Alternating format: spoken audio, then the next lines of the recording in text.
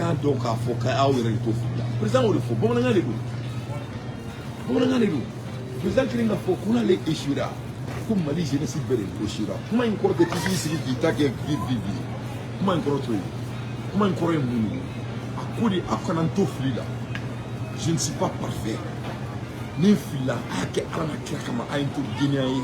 a ka bɔ n ka fili kɔnɔna la c'est tout ce que le président voulait dire donc de ce fait bɛɛ kan ka dɔn k'a fɔ ko président n'est pas parfait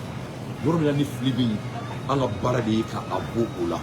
inchallah donc comme kuma kɛra sagasaga ye u ko comment dirais-je ko jaba da gɛlɛyara donc ne bɛ butigi kɔnɔna la donc ne bɛna n bɛ n ka sanni kɛ aw yɛrɛ bɛna ye k'a fɔ ko kuma kɛra sagasaga ye an bɛ kuma la yɛrɛ min na nin ye zɛrɛn de ye zɛrɛn fitinin ani Mali zɛrɛn tɛ kelen ye ça fait $4 le $4 peut bien joli ma dollar kilo kelen $1 est égal à 600 francs donc 600 fois 4 o joli 600 fois 4 o joli kɛmɛ fila kɛmɛ saba kɛmɛ naani ani bi seegin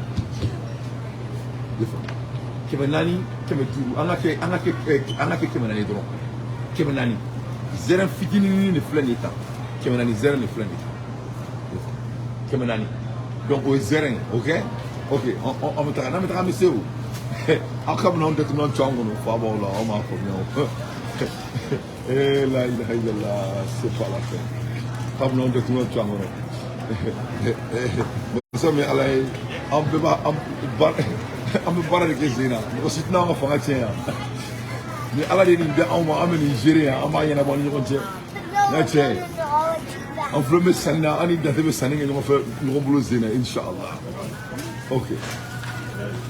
donc n bɛna jaba yɔrɔ la ok ko jaba da ka gɛlɛn ko f'an k'an ka président bɔ fanga la jaba kama ok ne balimabeagaw ne ye jaba de ye ta aw ɲɛkɔrɔ ok n filɛ jaba kɛrɛfɛ jaba filɛ i ye faamu jaba de filɛ nin ye i ye faamu jaba filɛ nin ye a ko jaba Mali la ko 1000 francs a ma k'aw ɲɛna ok jaba filɛ nin ye Amérique a y'a partager a ye kɛrw bila il faut laisser les kɛr a ye kɛrw bila jaba filɛ nin ye jaba sɔngɔ filɛ Amérique 3.99 an ka kɛ $4 ye jaba fitinin a filɛ nin ye jabaden joli b'a kɔnɔ yɛrɛ n b'a yira aw la parce que ne tɛ nkalon tigɛ quoi nkalon tigɛ man di ne ye ne ye mɔmuni de ye quoi jabaden 8 de filɛ a kɔnɔ jabaden 8 ça fait $4 o bɛ bɛn Mali kɛmɛ fila kɛmɛ saba kɛmɛ naani ani bi seegin awɔ jabaden 4 Amérique jabaden 7 a bɛ bɛn kɛmɛ naani ani bi seegin de ma Amérique jamana kɔnɔna la ne yɛrɛ filɛ nin ka kelen ta ka bila a filɛ nin n mago t'a la mais n bɛ kelen ta quoi n b'a ta dɔrɔn k'a ta kama quoi i ye faamuya parce que komi n bɛ sanni na o ka butigi kɔnɔna la n b'a essayer ka wari dɔ na don u ka butigi kɔnɔ quoi i ye faamuya jabaden 7 Amérique kɔnɔ a bɛ bɛn kɛmɛ naani ani bi seegin de ma kɛmɛ naani ani bi seegin ala na kira cɛ n'a ma dusu ta n'a ma ne tɔɔrɔ non jamana in bɛ jɔ inchallah a bɛ jɔ hali ka dan an tɛna an makun nkalon kan a bɛ jɔ k'i bɛna an bɔ k'an bi an sigilen o y'o ye dɛ bon jaba dɔ fana bɛ yan qualité wɛrɛ bɛ yen o fana da ka gɛlɛn n'o ye ayi ko kuma kɛra sagasaga ye ni jaba filɛ nin ye a bɛ fɔ nin ma ko org yellow onions o kɔrɔ ye mun ye organique c'est à dire jaba min n'a mɔnna procès min ni c'est à dire ça a été organique quoi c'est à dire mɔgɔ yɛrɛ y'a arrosé u ma c'est à dire produit ma k'a la k'a mɔ a bɛ fɔ nin ma ko organique a lajɛra filɛ nin ye o ordier kɔrɔ ko organique ko jaba jaune min n'a mɔnna mɔcogo ɲuman na mɔcogo min ni produit ma k'a la aw tulo bɛ na voilà ça fait $6 5.99 taman kelen k'a jɛ dɔrɔmɛ 6 la o bɛ bɛn sefa joli ma o jaba de filɛ nin ye tan n bɛ n'a ɲɛsin ma a k'a lajɛ a bɛ fɔ nin ma ko jaba organique ko jaba jaune jaba min n'a mɔnna ni produit ma k'a la n'a a mɔnna n'a yɛrɛ ye i ye faamu jaba wɛrɛ bɛ yan o filɛ nin a bɛ fɔ nin ma ko grosserie yellow onions c'est à dire o n'a mɔcogo ni nin ta tɛ kelen donc nin bɛ kɛ jabaw la ladon ye quoi jabaw la ladon Amérique o ye jabaden kelen fila saba naani duuru wɔɔrɔ wolonwula o jaba wolonwula a bɛ bɛn $6 de ma donc n y'a fɔ ye cogo min na dollar bɛ heure min na bi dollar kilo kelen o bɛ bɛn CFA 120 donc n'a ye $6 ta sisan 100 100 200 300 400 500 600 600 o bɛ bɛn o de ma 600 ani 700 ani 20 700 ani 20 700 ani dɔrɔmɛ 20 tigi ala la ilaha illallah adamaden hali tu ye zonzan ye c'est à dire an ka sira la ɲɛ quoi tigi ala ko aw bɛ taga fo c'est à dire n'o de fɔ aw ɲɛna sisan ko mulubali min bɛ Mali la quoi c'est Assimi qui est gentil non mais Assimi ye mɔgɔ ɲuman ye mais Assimi ni ala na kira cɛ n'i ma mɔgɔ ɲuman dama ni kafiri ninnu na o t'i bonya n yɛrɛ yɛrɛ mais e bɛ te min cogo jumɛn k'i b'a fɔ ko fɛn sɔn bɛ se ka nɔgɔya te mina ma fɛn de bɛ se ka nɔgɔya te mina ma mɔgɔ bɛ baara de kɛ yan an filɛ ni mɔgɔ si tɛ mɔgɔ tɔɔrɔ de sugu kɔnɔna de limɔgɔ tɛ yen soso tɛ yen foyi tɛ yen i bɛ ka dumuni san i tɛ bana pali t'i minɛ i ye faamuya donc ni ye ne dan tɛ kɛlɛ ni kulekule la Maliko la ne bɛ fɛ n ka jamana ka kɛ tan de i ye faamuya an bɛ ɲɔgɔnna de kɔ donc olu kɛ an ka dɛmɛ ka se ka na ni idéw ye yuruguyurugu bɛ se ka kɛlɛ cogo min na pour que bɛɛ bɛ se k'i yɛrɛ sɔrɔ cogo min na jamana kɔnɔna la aw t'o la dɛ ko fo Assimi de ka bɔ yen k'o sigiyɔrɔ da aw faw ma faw b'aw la o tuma ka fisa ni Assimi ni Maliko la de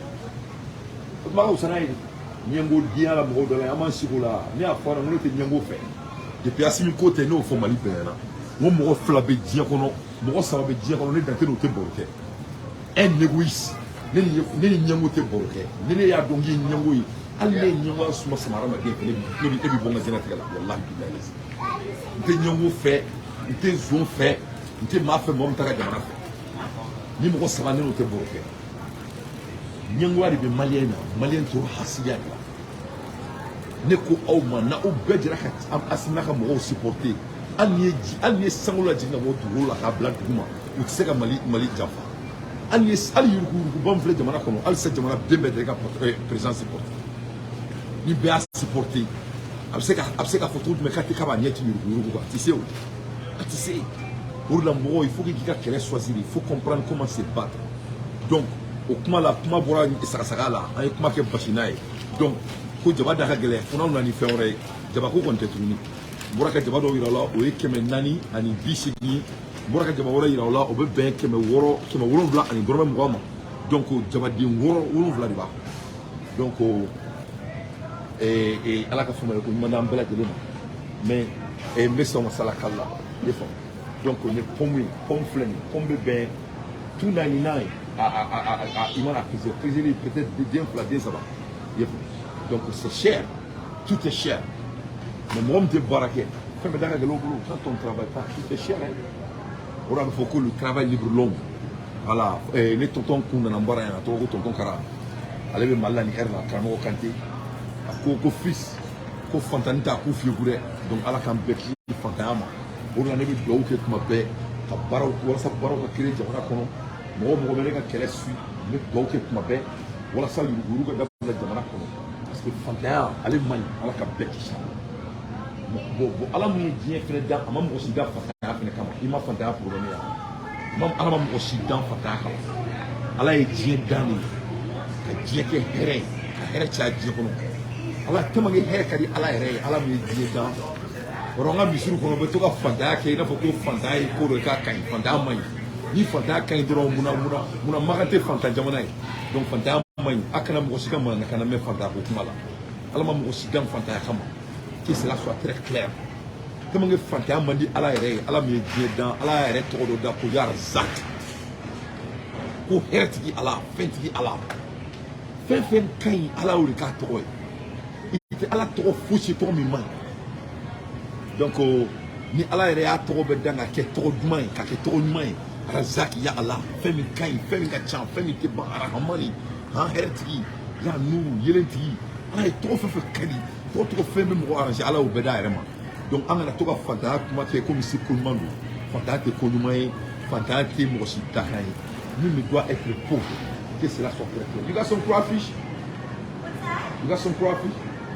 Crawfish? Oh, yeah. Only frozen tails. Okay, no. Yeah, no. So the season, this is not the season, huh? Okay. Now. Okay, thank you. appreciate you. All right. Donc, ko kuma kɛra sagasaga ye. Donc, ni y'a datuna i jɔ dɔ bɛ yen ale bɛ ka kunkolo bilenman dɔ bila an ka fɛn na i jɔ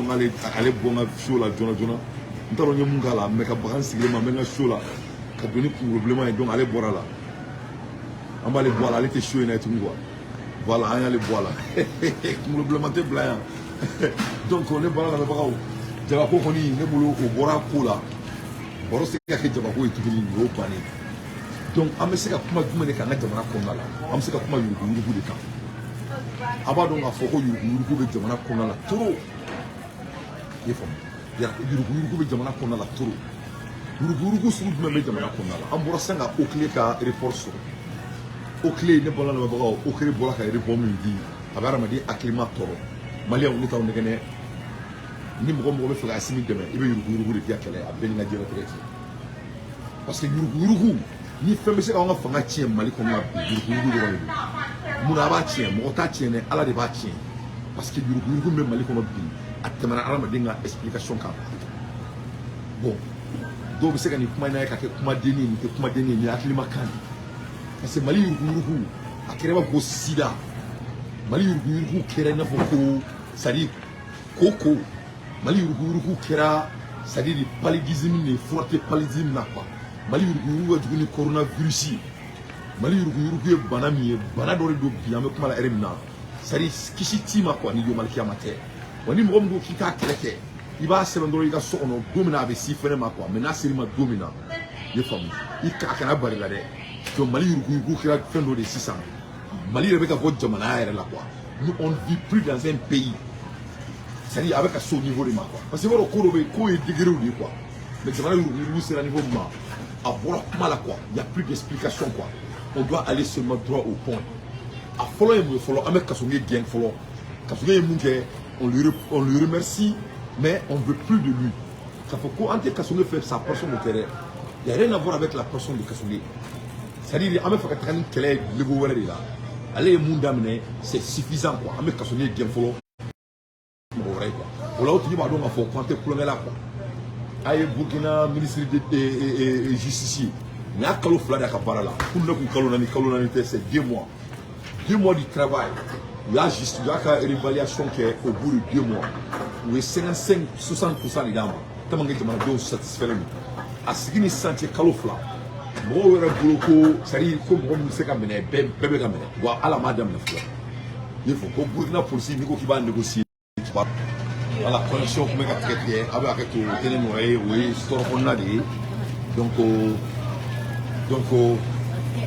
comme on disait là Okle ka résultat bɔra a yirala k'a fɔ ko Mali kɔnɔ j'ai pas toutes les informations n bolo yan ni heure in na mais n b'a essayer parce que n kan ka show wɛrɛ kɛ ni n taara so mais n ko de n ko komi kuma kɛra sagasaga ye n ko fo n ka n da don jamana jabako la ka o jabako kuma ban pewu n'u bɛna ni raison wɛrɛ ye ka na n'o ye jabako kɔni tɛ tuguni parce que jaba Amérique jabaden 7 n'a cɛ dɔnnibaa jɛ kɔmɛ la 1000 na Mali kɔnɔ donc jabako kuma banna a b'a fɔ jabatigi ɲɛna ko ne tɔgɔ ko Dante ko vraiment ko a ka sabali a k'a bolo la dusu kan an ka baara daminɛ an ka kɛlɛ kɛ fɔlɔ an ka jamana nafolo min bɛ suɲɛ parce que n'o suɲɛna an bɛ se k'o wari ta ka baara créer n'a ye donc n bɛna n da don yuruguyurugu la très vite parce que Asimi ne t'i nɛgɛnɛ ne ma deli k'i nɛgɛ ne ma kuma foyi f'i ye k'a ma kɛ tiɲɛ i ma yuruguyurugu kɛ Asimi Goyita ni fantanw y'u bolo ni sanfɛ i kama a b'i nɛgɛ n t'i nɛgɛnɛ vraiment son excellence donc foyi t'o la fatiya t'o bali fayida t'o bali wa hali ni mɔgɔ min yɛrɛ tora ka bɔ k'a b'i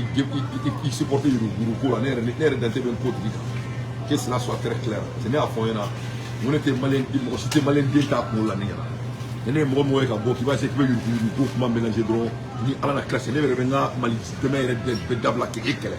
parce que o ye de e bɛ fɛ ka anw kɛ budurujuraw de ye e bɛ fɛ ka Bazoum de k'anw na mɔgɔ si tɛ Bazoum k'anw na yan tuguni non Bazoum tɛ k'anw na dɛ non il faut que cela soit très clair ni mɔgɔ min ye den e ka bɔ k'i b'a se k'i bɛ yuruguyurugu b'an ka jamana kɔnɔ ko parce que ko président ka di ye k'e bɛ bɔ ka n'i munumunu o da fɛ ne bɛ n ka nafolo bɛɛ ta k'e kɛlɛ o kɔnɔ Mali kɔnɔna la bɛɛ ni ala cɛ m'a kɛ wallahi bilahi n b'a kɛ parce que maa si t'an kunkolo la yan voilà an t'an danbe feere mɔgɔ ye dɛ que cela soit très clair voilà donc yuruguyurugu in de ye débat ye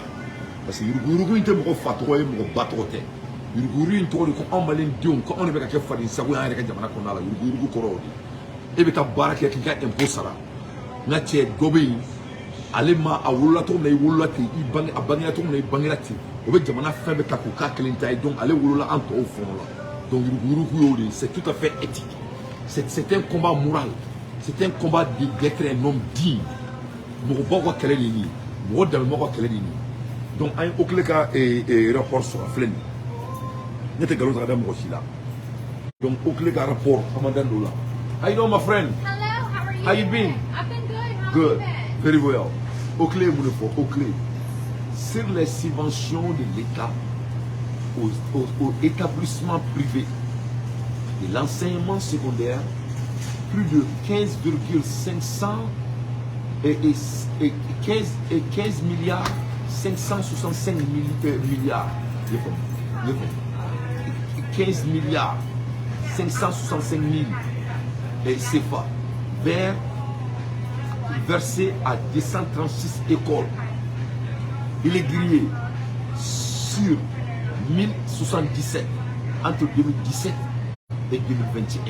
Donc, on a analysé. Ça, c'est très très important. Il faut que statistique mais Oakley carré. Donc, ni Mali Yuruguyurugu ni Torodron, avec tout quoi. Vraiment, était malien bien quoi. Malien bien gelé là quoi. Mais t'es bon Mauritanie. Oakley est mon fort. Ko, on a que 16 milliards et ça. On a comment la souvenir. On va rendre le débat un peu plus plus simple. Donc il y a des gens qui ont comme Salina, maintenant chefan est ça. Donc chefan bébé et chefan a fléné. Chefan fléné $8.39. Donc on veut bien chefan bébé qui me chégui. On a quelqu'un qui me connaît ça. Comment la souris qui me connaît. Il y a qui me connaît chefan. Il y a qui me connaît. Qui me connaît chefan fléné. Qui me connaît. Donc là je vois. Voilà. Donc Daglara, femme d'Agale Fatama, on me baradike. Là, quand je baradike, il y a Foko Amina. Femme d'Agale Fatama, on me baradike. Donc, au clé coup, pour nous, on a déterminé, Sami Alaye, en fait, Jamana Kono, en fait, Jamana Samamba Kono, pour qu'Adamne 2017 là, on soit Asimana Folo, faut qu'on a bla 2021, Asimi Siglen Kofé. Donc, au Sankele, Asimi Siglen Kofé. Donc, nous sommes arrivés à et puis Asimi Taro avec président. Au continent là, il faut Assimi Siglen Kofé. Maintenant, Assimi Taraka à la Kali. Ko Yuruguyurugu Tika Maliko. Pour que tu aies Yuruguyurugu niveau il là. Parce que nous, des fois, on était présent supporter Galonka, le tien le fait. Donc, non seulement Yuruguyurugu Kerayan et Assimi Nana. Au Madame la fin Assimi Nana. Assimi Naka Marfa, Mali Zongo, Gogo, Kuluka Fouis, Kuluka Serafutala. Alors, Mali Zono, on ne va pas faire un Jackie Katanoui, au Herbe Chiere Beclé. Ah, on veut finir à Herbe Chiere Beclé. Donc, comment sont comment qui a climat comment est Massami Alaye Oakley à quoi qu'à dame 100 2017 là faut qu'on a bla 100 2021 là n'a fallu missionner Mali école privée qu'on a là avec ben milliards temps à niveau de ma en a que comment la soit ça 16 milliards temps à niveau Mali on nous reçu Mali tout école là Yuruguyurugu kan galon kan milliard temps ani woro awo milliard temps ani woro o milliard temps woro la eh non la ilaha illallah c'est pas possible o da ne mana modo ye zomu ka modo mina kuma wala fo ina si ça mu be sanga la Mali kono zomu ku ka modo bla sanga ta télévision so la Malien de ne bla ka da Mali video manu na ma sabali ka ta mana kan folo bla ka plateau sans faire a bena tene ba o yɛrɛ kɛlɛ directement ne y'a fɔ aw bɛɛ ɲɛna ko Mali ko kulonkɛ la il faut que ni mɔgɔ y'a essayer que maliyɛnden t'a kulo la ne jate ɲɛna wallahi ne jugu je m'en fiche ne bɛ tera sugu min na ni ne y'a ye dɔrɔn i bɛ ka maliyɛndenw taw kunkolo la intellectuellement wallahi je m'attaque à toi personnellement c'est pas mon caractère mais je vais ça sera mes caractères parce que aw bɛ ka ɲinɛ fɛn dɔ de kɔ fanga dɔw de b'aw la aw b'a fɔ k'a b'o fanga ta k'a bɛ maliyɛndenw ta n'a ye o ye jahanama kɔnɔ mɔgɔ sɔn ye il faut pas qu'à côté de moi plateau sans faire nous nous devons faire que zoom à ta casola zoom à ta casola mais voir ça à ta casola on est américain ni zoom là non seulement à ta casola on est fait pas la bonne fenêtre ça donc et puis tu dois trouver zoom à ta casola quoi à voir ça on nous faut il y a qu'à force et de la aller à mon mari avec la mobile man na casola fois non vraiment ne taro ay mu ya on to an kan ta fo ire kuna so ate kan to no wala an ta fo ala ko besra ke jahannama ay ala ko besra ke jahannama ay funa so ate man kan fo la for di dama dama farali no man kan fo la mo ko man kan fo for di no mu na to ma jama ci malion ni zomne la fɛn fila de bɛ kɛ zon na diɲɛ kɔnɔ fan bɛɛ zon sɔnli y'a dama kɔlɔlɔ ye i ye mun fana sɔn i b'o san o de sɔnli bɛ pani ni mɔgɔ minɛ na sɔnli la par exemple exemple ta Bakaricogo la filɛ kaso la a ka biɲɛ bɛɛ de bɛ minɛ a la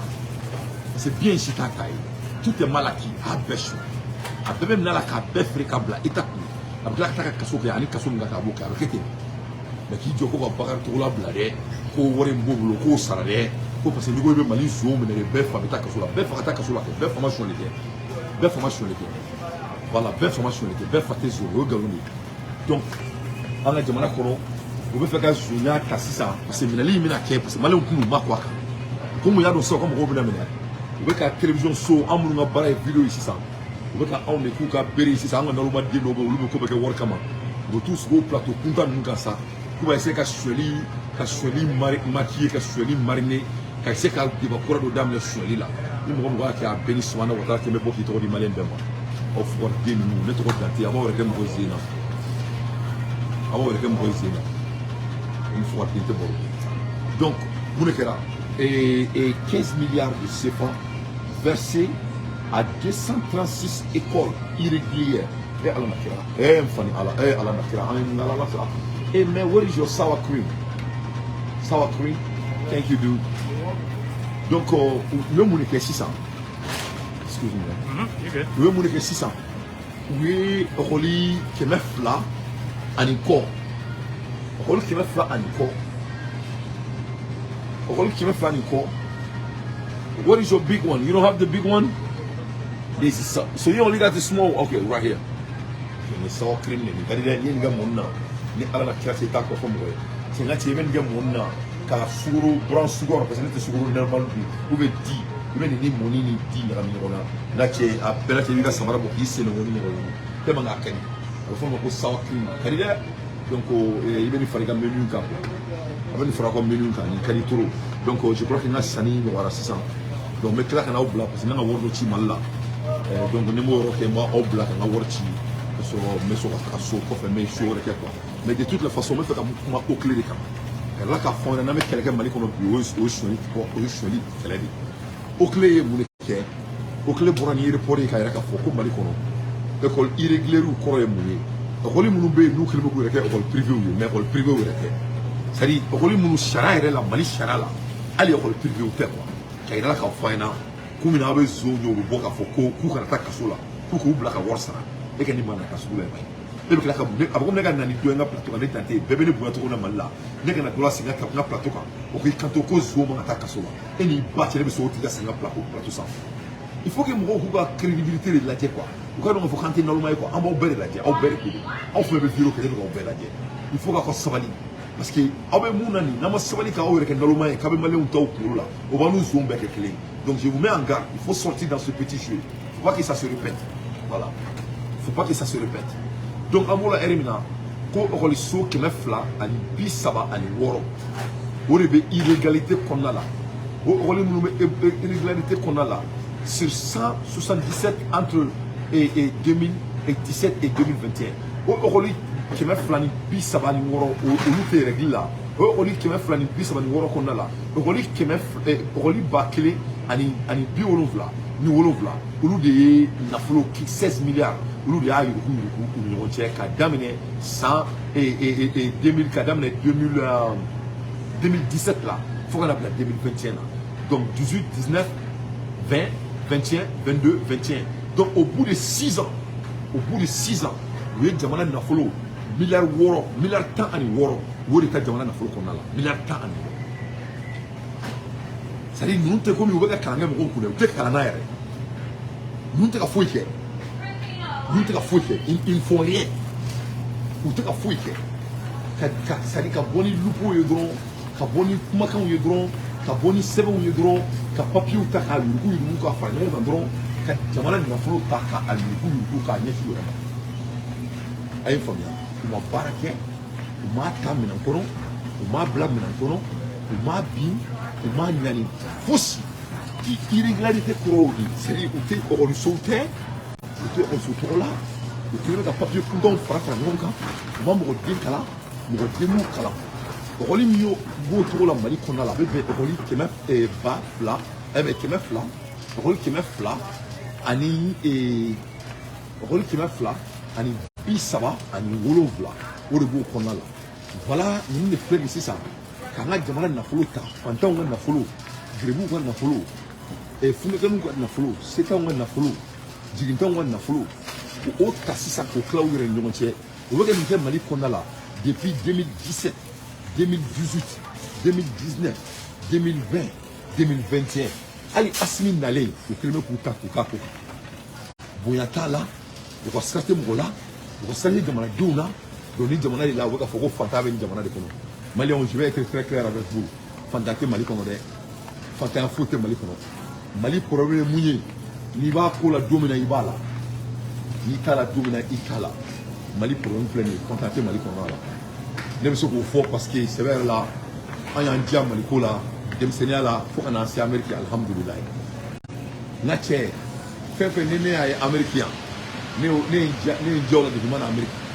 moi j'ai vu ne fani fater ko we o ka fi ko mena depuis il y a 40 ans amérique faut bi o lu fo ma en fawlo mala il y a 40 ans faut bi o fengelo de américain wortu bu donc le Mali n'est pas un pays faux que cela soit très clair avec dépendre de cercle de là mais il faut que le Mali c'est un pays pauvre c'est de boba c'est pas vrai hein? Allez voir qu'on a là Mali veut folie le Mali là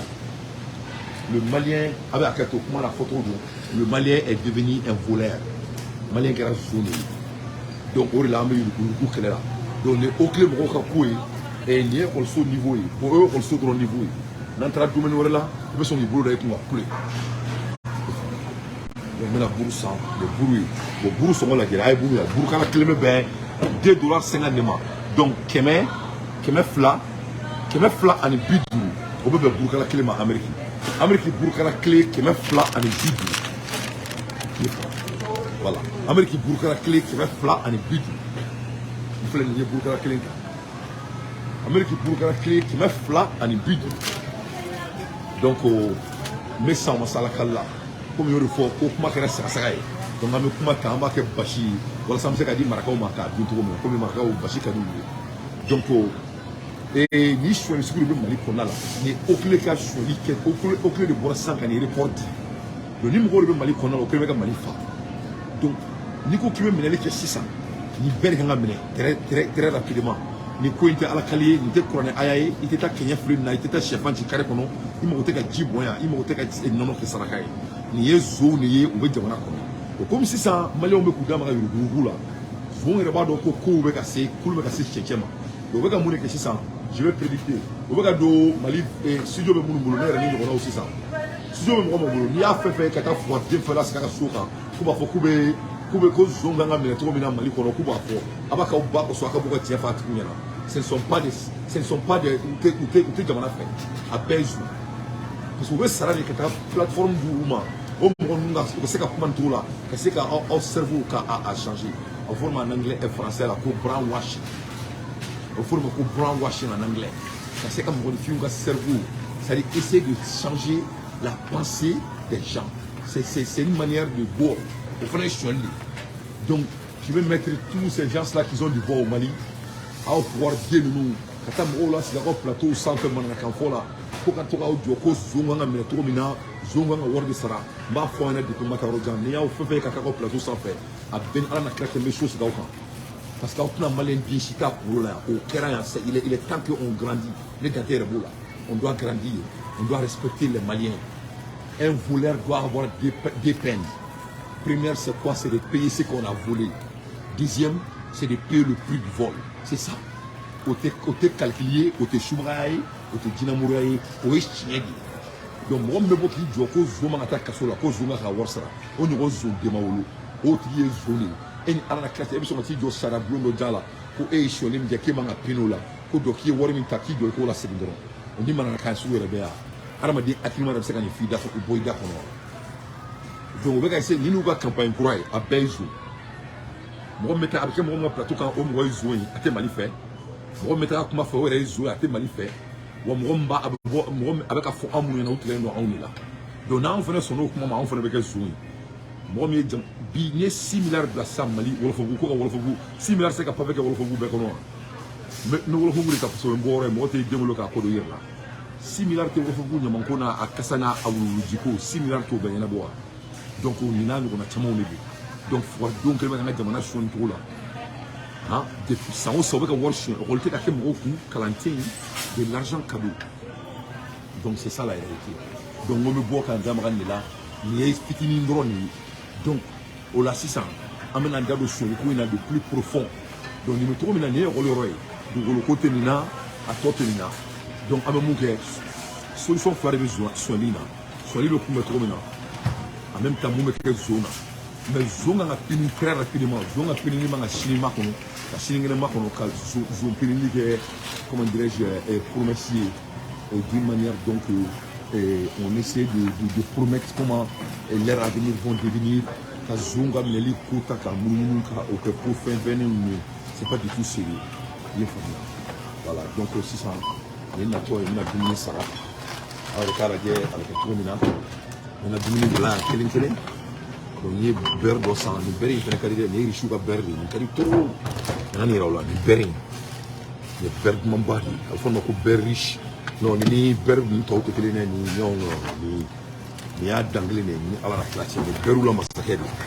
donc k'a yɔrɔ la ka fɔ wa n b'a sara dɛ a bɛna bɛn joli ma komi mɔgɔw ko kuma kɛra sagasaga ye ni maliyɛn muso dɔ ka kuma lamɛn den muso dɔ don a ko kuma kɛra sagasaga ye vraiment une vraie patriote donc komi kuma kɛra sagasaga ye je suis obligé ka kuma bɔ sagasaga la ka kɛ basi ye walasa marakaw bɛ se ka dɔ don a la cogo min na donc a ye na ye dɛ dumuni bɛrɛ yɛrɛ tɛ mais a bɛna lajɛ n bɛna joli sara a la donc an bɛna lajɛ kuma kɛra sagasaga ye a bɛ kɛ an bɛ sa masala kala la o ne y'a cɛ mɔgɔ tɛ don ne ka nin basa bɔra ye mɔgɔ si tɛ asi bɔ k'a bin a fɔ n'a yɛrɛ bɔ k'a bin a yɛrɛ bɔ ka bin tɛ dɔwɛrɛ ye o ye yurugu kɛlɛbaliya de ye parce que o la o ye ɲama de ka baara ye o tɛ mɔgɔ yɛrɛ ka baara ye mɔgɔ dun tɛ se k'a dɛmɛ ɲama ka baara la mɔgɔ tɛ se ɲama na dɛ cɛ n'a ye diya ɲɔgɔnmɛ faga kala bɛ ɲɔgɔnmɛ ma dɛ mali mori bɛ embauché n ka cɛ i tɛ se ka jamanadenw ka tɔn i sigilen ɲɛna fili ka taa serment signer mɔgɔw ɲɛna ko e tɛ yurugu tɛ k'e ɲɛna ka tila k'i sigi ka kɛ komi e tɛ ka bɔ o kalama o tɛ bɛn yan ni asimi ne tɛna se k'i dɛmɛ o kɛlɛ la ni ala sɔnna ma ti dɛmɛ o la bi n ti dɛmɛ o la sini parce que ne ka di tɛ ka kɔrɔ n'o bɛɛ ye n bɛ zon bɔ an ka jamana kɔnɔ jamanaden ɲumanw ka se ka taga ɲɛ donc n ka dumuni filɛ mana kɔnɔ limɔgɔ tɛ yen soso tɛ yen foyi tɛ yen n bɛ butigi kɔnɔna de kan voilà an bɛ ka keleya nin de la an bɛ fɛ ka ne ka n ka jamana la donc n b'a sara aw yɛrɛ ka bɔ a kalama a bɛ bɛn joli ma n'o kɛra n bɛ sɔrɔ ka so tigɛ a ka dɔn k'a fɔ ko sɛbɛ de bɛ kɛ yan baarakɛlaw bɛ jɔ de mɔgɔ tɛ sigi u bɛ butigi kɔnɔna de muso filɛ nin a jɔlen de don a tɛ sigi a tɛ se k'i sigi voilà a b'i jɔ de ka baara kɛ musokɔrɔba de filɛ nin ye tan voilà mɔgɔ tɛ kɔrɔba baara ma Amérique yan a cɛ baara de bɛ mɔgɔninfin kɛ fɛn kulonkɛ tɛ yan dɛ pas d'amusement ici voilà n bɛ fɛ an ka jamana ka ɲa ka tɛmɛ nin kan wa se b'an ye parce que an b'a ɲɛ dɔn butigi b'an yɛrɛ bolo yan voilà an bɛ retail ɲɛdɔn an b'a bɛɛ ɲɛdɔn mɔgɔ se ka t'i ka nafolo ta k'i bɛ taa n'a ye zontigiw kɔnɔ a kuma kɔni t'a la o ala na kɛ ten ne tulo bɛ maliyɛn dɔw mankan na sɔgɔmada in na ko mun kan ka kɛ zonw na ko zon man ka taa kaso la ko c'est à dire ma phone number yeah 504 881 4858 ko zon man ka taa kaso la ko zon ka bila dɔw ko wari sara ko ni zon ka wari sara la ko o la ko o y'o bannen you got it 504 881 4858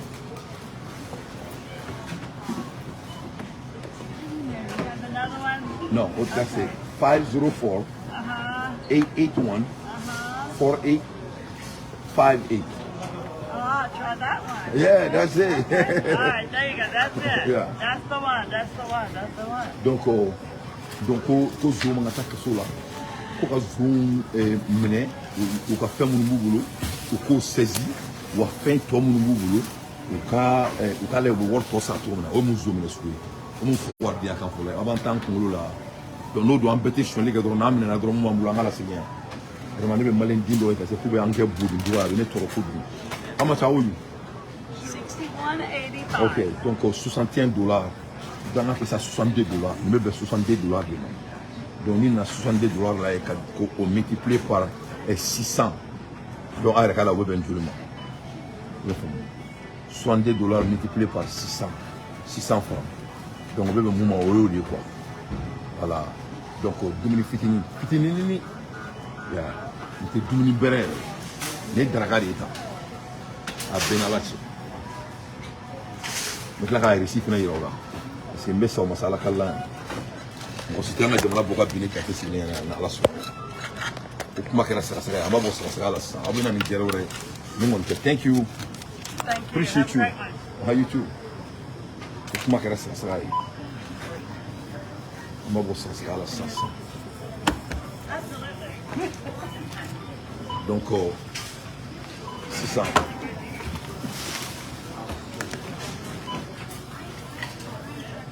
donc flène maintenant il est ici là jamana ko na ko ni foyi te to akɔfɛ an bɛ kɛ mɔgɔ de jagoya maliyɛn den bɛ kɛ mɔgɔ de jagoya ne y'a fɔ n ka sini ne kelen bɛ ka jaw la a ye dugawu kɛ an dɔw kana an kana kɛ président ye ne sinon ni ala ci a bɛ taa ban teli la ni ala na kira ci voilà a lajɛ ça m'a coûté $61 flène $61 donc $62 $61.85 dumuni bɛɛ flène dumuni bɛɛ flène donc on a droit à calcul donc 61 multiplié par 600 donc c'est bien avec 22 donc on a téléphone donc on a calculé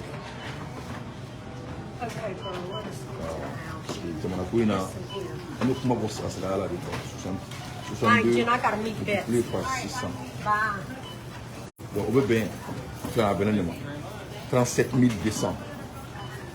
37 200 donc wawulunvla draka wawulunvla donc on va vie chère fournie qui veut me parler de vie chère les draka I want to send someone les draka donc on va se faire que drone ça veut dire que nous follow quand je n'adapte mat c'est que tu m'as marre sur les cas c'est qu'à quel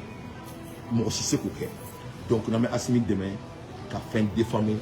on va demain qu'à fin déformé aussi les en béguin avec moi en béguin vina en second en aussi